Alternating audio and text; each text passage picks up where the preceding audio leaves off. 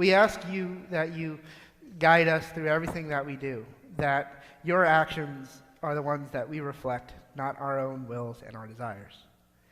In your name we pray. Amen. So imagine this, my junior year of high school. This is the year I will always remember as the year I decided to take things into my own hands because I was done waiting for God to get his butt in gear and do things on my time schedule. So for some context, the summer right before the school year started, I was dumped. And that made me completely numb for the rest of the summer. So when the school year started, I reached out to a friend and said, I'm done being single. Can you help? Oh, it gets better. Because she immediately responds with, I have just the person. So that Friday, I went on a date with Francine. And the date went well enough, so Francine and I decided to speed things up. And when I told some other friends, they're like, dude, you're an idiot. You gotta slow down or get out of the relationship. You just got out of one, so be smart with this. You haven't taken enough time to heal. And of course, I had my blinders on, and I went, who helped you with all your relationship troubles? Me, right. I got this. It's totally under my control. Everything is fine. It wasn't. Not at all. I was completely miserable by this point. I was staying up until 2 a.m., not by my choice, and Francine was randomly getting mad at me. So after a whole week of her just being mad at me every single day, I prayed. I asked God for guidance, which led me to the great revelation I shouldn't be in a relationship at this point. So I broke up with her the next day, and then I told my friends. I went, sorry about being rude. Can we be friends? They made fun of me, as I deserved, and that was also our relationship, but then they accepted me back in as though nothing bad had happened. And I still can't believe I did that. Now note, this was just a month. It was basically my whole entire October. And I can't believe that I just brazenly walked past every single warning sign telling me to stop what I'm doing. Now, if you haven't picked up, today's Bible story is not going to be about someone's dating life in their junior year of high school. But a lot of the themes are going to be the same. It will be about people carving their own paths and not heeding to warnings that they're told. So what happens when one doesn't listen to those warnings and decides to do their own thing? Are they ignored? Are they laughed at? Are they taken seriously? What happens? Verse 1. It's number 16, sorry. Korah, son of Izhar, the son of Kohath, the son of Levi, and certain Reubenites, Dathan and Abiram, sons of Eliab, and On, son of Peleth, became insolent and rose up against Moses. With them were 250 Israelite men, well-known community leaders who had been appointed members of the council. They came as a group to oppose Moses and Aaron and said to them, "You have gone too far. The whole community is holy, every one of them, and the Lord is with them. Why then do you set yourselves above the Lord's assembly?"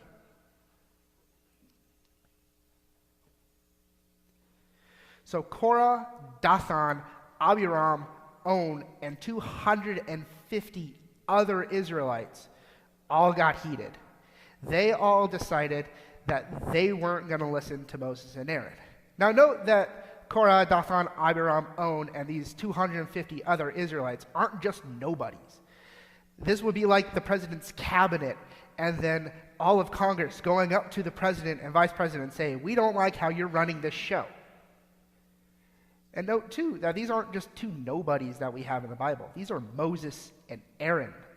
They're God's chosen and appointed representatives to the Israelite nation. So when the Israelites are going against Moses and Aaron, they're effectively going against God. Which leads us to their two problems. Their first problem is that they are so full of pride that they let themselves be consumed by it. And then the other is that they stop trusting in the plans that God has. Now, pride isn't necessarily unhealthy. There are times to be proud, and there are examples of pride being good. You can be proud of something that you made or something that your child did. Examples of this could be a chair that you made that's actually comfy and holds up. Or seeing your daughter at her ballerina recital. I can English. Those are examples of pride when it's good. But when it gets bad is when you decide that you're more important than someone else. When you decide that you know better because you've been doing something that someone else has. An example of this could be that you have a new boss come in, and you decide not to listen to them when they make new rules because you've been working at that job for so much longer that you know better than them. But contrast this with how Moses and Aaron acted. When they were confronted, they didn't go, I was chosen by God, you should listen to me. Nor did they go, I have this secret knowledge in my head, you should pay attention to what I have to say. What they did instead was they acted humbly and trusted in God in all that they did. They didn't act with pride or act with self-importance, but humbly accepted what God told them to do and did it anyways. But that's not what the Israelites did. You have Moses and Aaron who are chosen and humbly accept this. Even with Moses, who made excuses as to not be the one in charge.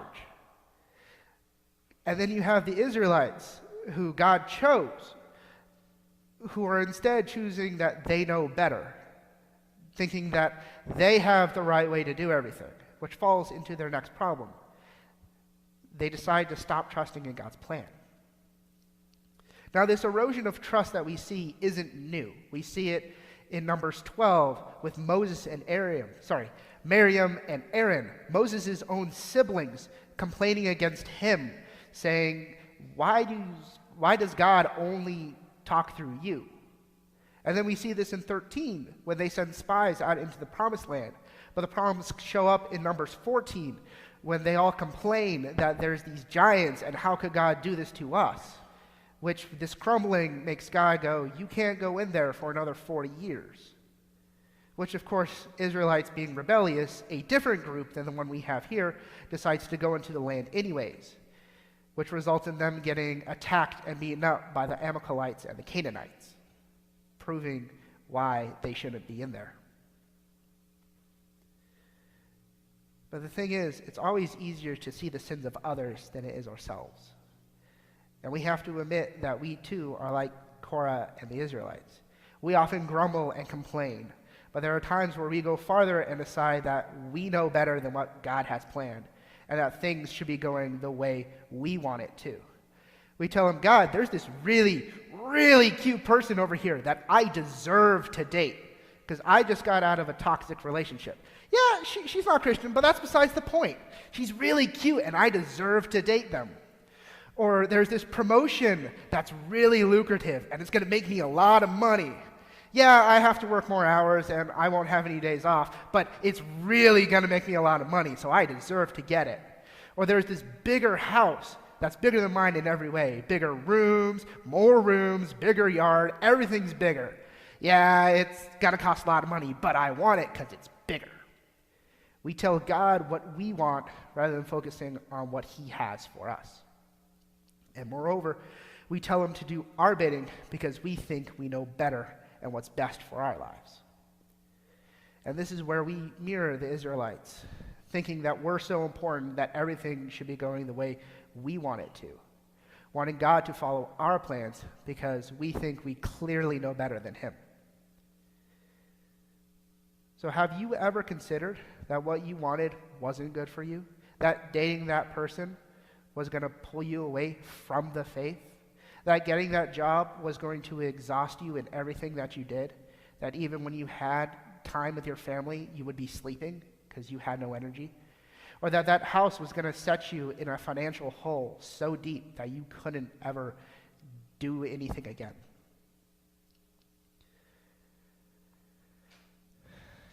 So instead of thinking that you're better than him, focus on what God's done. We often focus on what we aren't and what we don't have rather than what we do and what we are. Because here's the thing, God has everything planned out. We can't ever think what's better than him because he has the foresight to see things in the future that we could never even imagine. So instead of telling God to do what our bidding is, instead ask him, go to prayer to him and ask, make your path clear for me. Show me what you have planned and let me go on that path. Instead of putting faith in your actions, put faith in God. Instead of putting trust in what you know, put your trust back in him. Verse 4.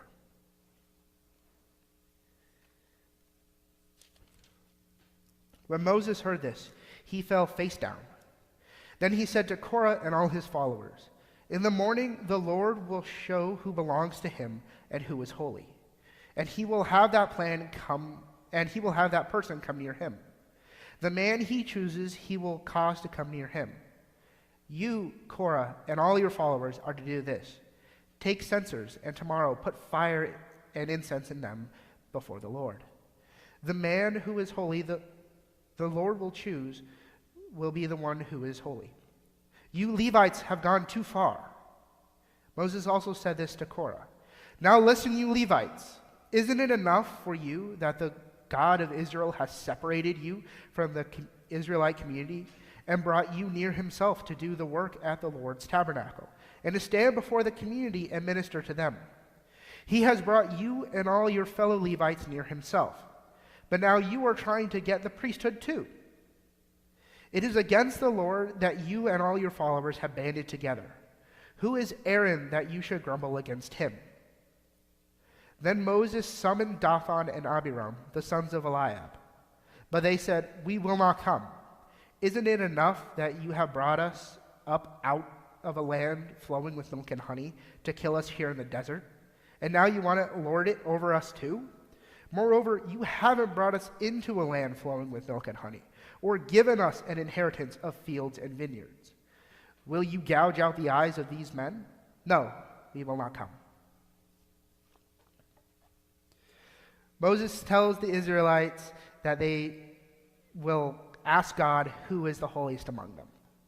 And after Moses says this, he tries to get the Israelites to see the errors of their ways, to show them that they're trying to make themselves more important than they really are. They're already the religious leaders, for Pete's sake. How important can one get? But that's the problem.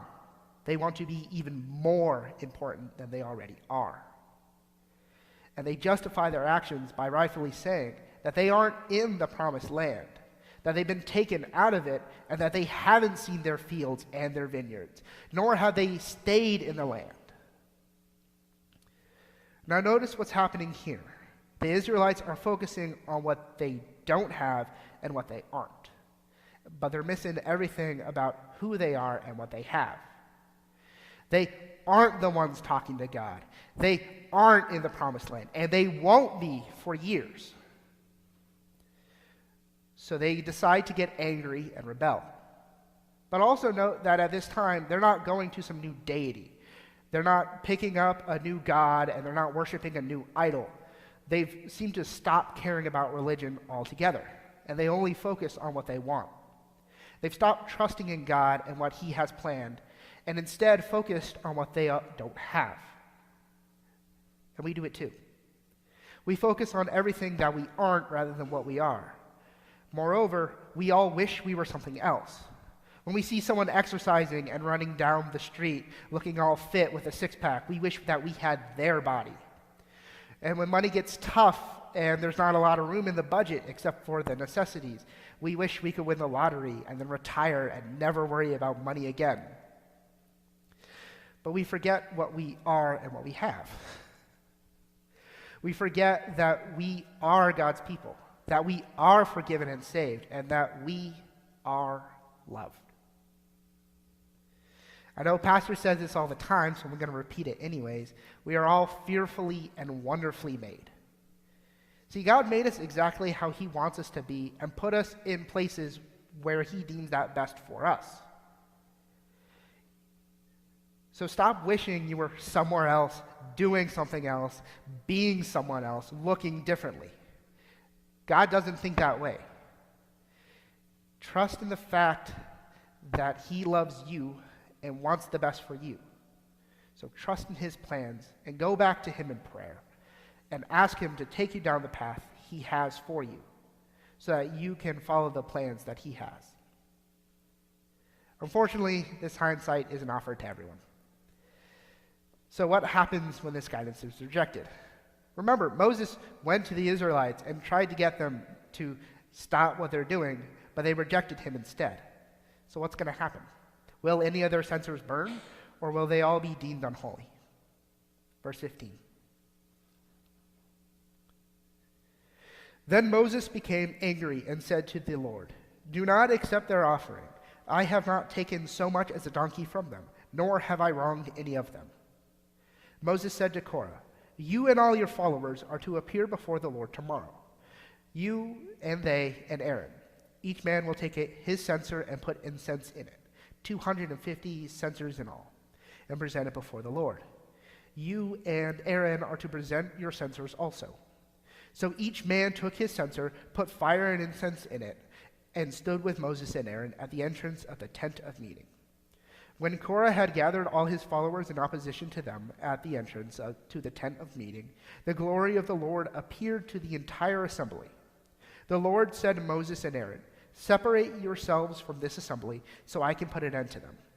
But Moses and Aaron fell face down and cried out, "O God, God of the spirits of all mankind, will you be angry with the entire assembly when only one man sins?" Then the Lord said to Moses, "Say to the assembly, move away from the tents of Korah, Dathan, and Abiram."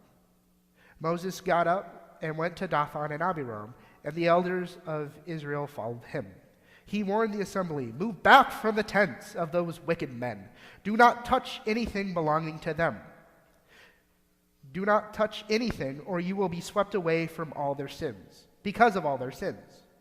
So they moved away from the tents of Korah, Dathan, and Abiram. Dathan and Abiram had come out and were standing with their wives, children, and little ones at the entrance to their tents. At this point in the story, this is where things just take a decidedly turn for the worst. Korah and his followers are told to bring their censers to the tabernacle the next day and burn incense in them, which they do. At this point, God then tells Moses and Aaron to separate themselves from the Israelite assembly so God can put an end to them. But Moses and Aaron fall face down and beg God to not end their earthly journeys yet. God then tells them to have everyone separate themselves from Korah, Dathan, Abiram, and their families. And I have to think that the rebellious Israelites were so consumed with pride and so stubborn that they couldn't see the error of their ways. Because they had a whole entire day to go, "Hey, maybe what we're doing is wrong. Maybe we shouldn't be doing this thing. We should stop it." But they don't. Instead, they follow the commands that they're given and show up to the tent with their censers. They're so full of their own pride that they can't admit any wrong that they have, and instead are focused on how they're being treated unfairly in their eyes, that they want something different. It's their pride and lack of trust that has caused all these problems. They decided to go against what God has chosen. So let's review how Moses came to power. Now, normally, the leader of the family is going to be the father, and after him will be the firstborn son. So in what order was Moses born? Last. He was last. He was third. Now, culturally, he would have been lucky to get a speck of dirt from his family. But here, he's chosen to be the leader of the Israelite nation. This is just another example of God taking everything and flipping it on its head.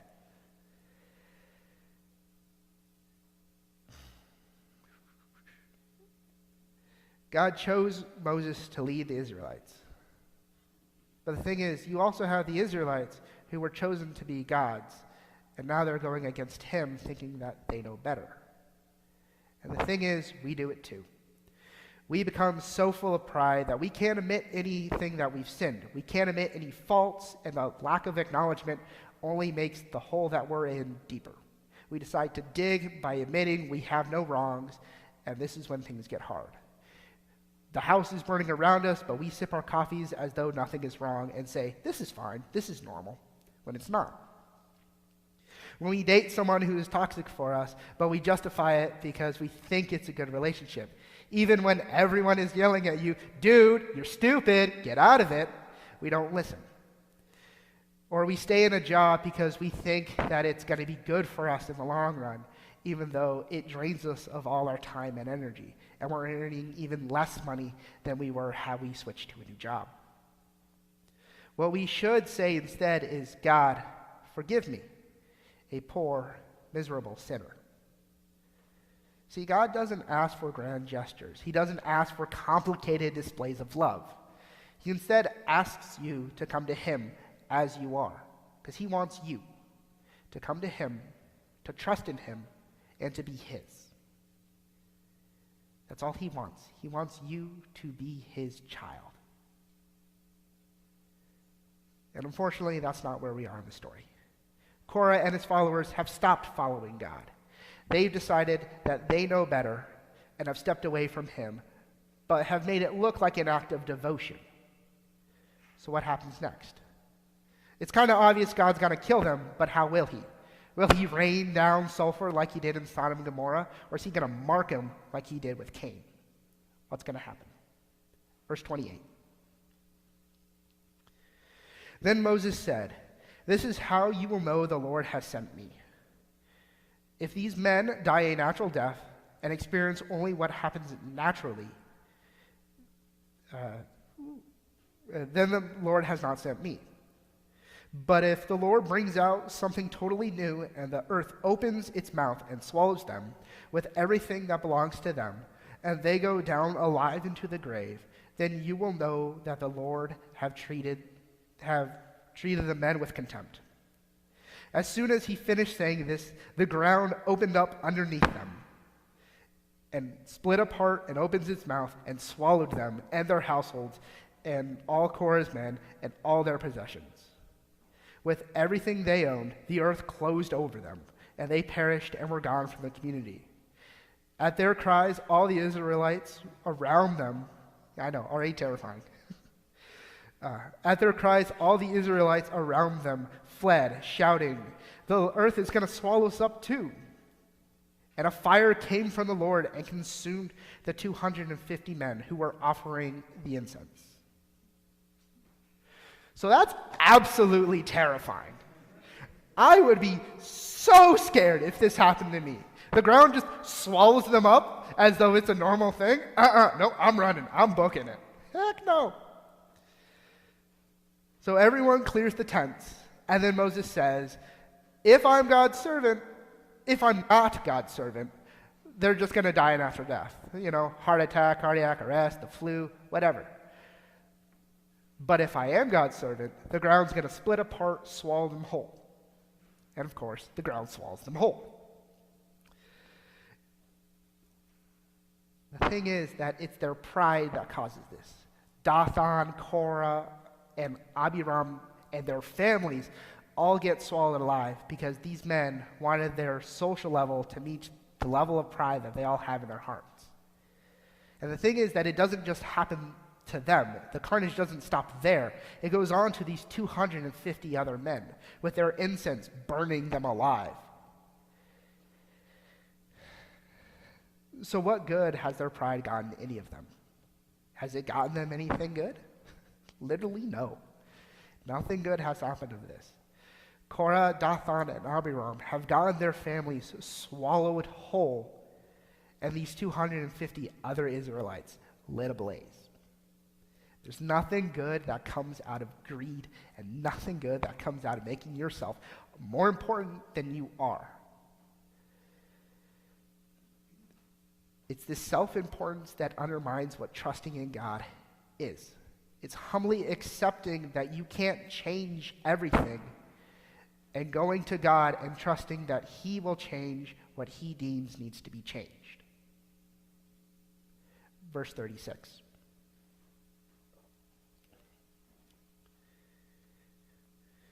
The Lord said to Moses, "Tell Eleazar, son of Aaron, the priest, to take the censers out of the smoldering remains and scatter the coals some distance away. For the censers are holy. The censers of the men who sinned at the cost of their lives hammered the censers into the sheets to overlay the altar, for they are presented before the Lord and have become holy. Let them be assigned to the Israelites. So Eleazar the priest collected the bronze censers brought by those men who had been burned up, and he had them hammered out to overlay the altar, as the Lord directed him through Moses. This was to remind the Israelites that no one except a descendant of Aaron should come to burn incense before the Lord, or he would have them become like Korah and his followers. So Moses is then commanded to tell Aaron's son to take the censers and make them a part of the altar as a reminder to Israel that only priests can offer sacrifices to God, which to me foreshadows Christ. See, God's already separated who can and who can't offer sacrifices. He's already established that not everyone can atone for sins. And Christ is that final, ultimate, perfect sacrifice. Because no religious figure or priest could ever give this. Christ is the forgiveness of all sins, future, past, and present. But God had to do that. He had to be the one to offer that sacrifice because no one else could. No one else except Christ. Christ is our high priest. He's the highest priest there could be because everything he does is right. He does everything humbly and trusts in the Lord that what God is going to do is going to be right for everyone. So this sacrifice that was given couldn't be out of worry or out of nervousness. It couldn't be out of self-importance or pride because it wasn't any of these. It was given humbly and subjected humbly, as well as given in full trust in what God was going to do was going to be right with it. And since Christ is God, we can trust in him that when he says this is for our forgiveness, it is.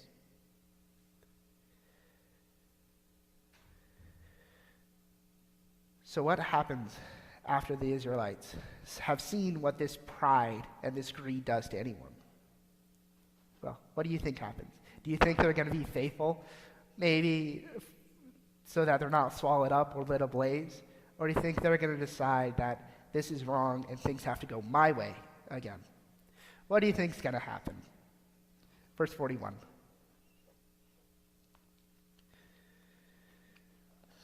The next day, the whole Israelite community grumbled against Moses and Aaron. Lovely start. You have killed the Lord's people, they said. But when the assembly gathered in opposition to Moses and Aaron and turned towards the tent of meeting, suddenly the cloud appeared over it, and the glory of the Lord appeared. Then Moses and Aaron went to the front of the tent of meeting, and the Lord said to Moses, "Get away from this assembly, so I can put an end to them at once." And they fell face down. Then Moses said to Aaron, "Take your censer and put incense in it, along with fire from the altar, and hurry to the assembly to make atonement for them. Wrath has come out from the Lord. The plague has started." So Aaron did as Moses said, and ran into the midst of the assembly. The plague had already started among the people, but Aaron offered the incense and made atonement for them. He stood between the living and the dead, and the plague stopped. But 14,700 people died from the plague, in addition to those who had died because of Korah. Then Aaron returned to Moses at the entrance of the tent of meeting, for the plague had stopped. So I love how this story ends. The people clearly didn't learn anything at all, even though it was just yesterday. And they didn't learn anything for the 250 plus Israelites who had died earlier, because they all gathered in opposition to Moses and Aaron, just like them, and guess what happens? They start dying. They decided that they knew better and that they didn't know God's power, which unfortunately they truly found out what that is. Because, it wasn't already on display enough for them to begin with. But the thing is that throughout this whole time, Moses and Aaron are constantly falling face down in hopes that things do not get worse. They fall down in front of Korah and his followers, going, "Please stop doing what you're doing." They fall face down in front of God, asking him to not kill everyone, and they do it one last time before a plague is sent. And like the Israelites, we too deserve to die. We don't trust in God to run our lives, and we don't have faith to believe he will do what is best for us. We think that we know better than God and decide that our plans are truly better than everything that he has planned. So we decide to do what we want. Thankfully, we don't have to have Moses and Aaron constantly falling face down, running in with incense for us. Pastor and I don't have to be constantly praying for all of us on our behalf, because Christ already did this for us. He already became that sacrifice for us. He already died, and he already rose again and forgave us.